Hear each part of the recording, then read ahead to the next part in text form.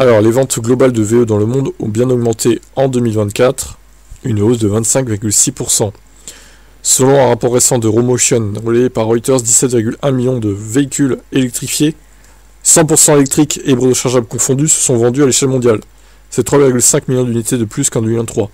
Cette croissance représente donc, d'un côté, une hausse continue, mais aussi une accélération du rythme de progression par rapport à l'année précédente, où l'augmentation était de 3,2 millions. C'était pas gagné, durant toute l'année, une vague de désinformation médiatique a contribué à entretenir l'idée que les ventes de voitures électrifiées étaient en difficulté. Des titres alarmistes prétendaient que le marché était en ralentissement, voire en recul. Les chiffres relèvent une toute autre réalité. La Chine, par exemple, a enregistré une croissance impressionnante de 40%. En Amérique du Nord, les ventes ont progressé de 9%. L'Europe, seule exception notable, a connu une légère baisse de 3%. Principalement attribué à l'arrêt du bonus. Ce retrait brutal des subventions a entraîné une diminution de la demande, notamment en Allemagne, etc. Les critiques ont également, bien avant, une baisse apparente du taux de croissance en pourcentage, passé de 31% en 2023 à 25% en 2024. Pourtant, l'analyse des chiffres bruts démontre le contraire. La hausse de 3,5 millions d'unités en 2024 est supérieure à celle de 2023. À mesure que le marché évolue et atteint des volumes plus élevés, les taux de croissance en pourcentage tendent à diminuer.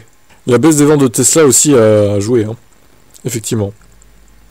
Et tu vois sur ce tableau que, au final, la Chine en rouge, part de marché énorme, quoi. Énorme. On est tout simplement au plus haut en décembre 2024. Et ça fera qu'augmenter, de toute façon. Les chiffres de Romotion ne donnent ni le score, ni la part exacte des 100% électriques.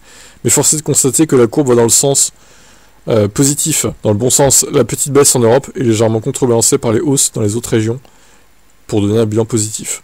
Le mois de décembre a d'ailleurs été le plus fort jamais enregistré, avec un record à 1,9 million de modèles immatriculés. Des chiffres impressionnants mais dopés par le marché chinois.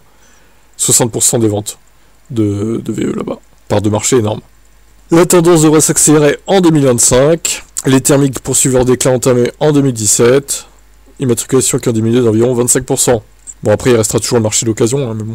La propagation de fausses news sur les VE n'est pas sans conséquence. Ces rumeurs influencent la perception des consommateurs. Elles peuvent même pousser les constructeurs automobiles et les gouvernements à réviser la baisse de leurs objectifs. Les analystes s'attendent à une forte progression des ventes au cours de l'année qui vient de démarrer avec les nouveaux modèles qui arrivent. Ouais, bon, ok, c'était intéressant ces chiffres. Ça prouve encore une fois que les anti-VE mentent, voilà, qui balancent tout un tas de fake news sur les réseaux pour dénigrer encore plus les VE et faire croire à tout le monde que c'est un échec, que ça se vend plus, etc. La preuve est là, que c'est faux.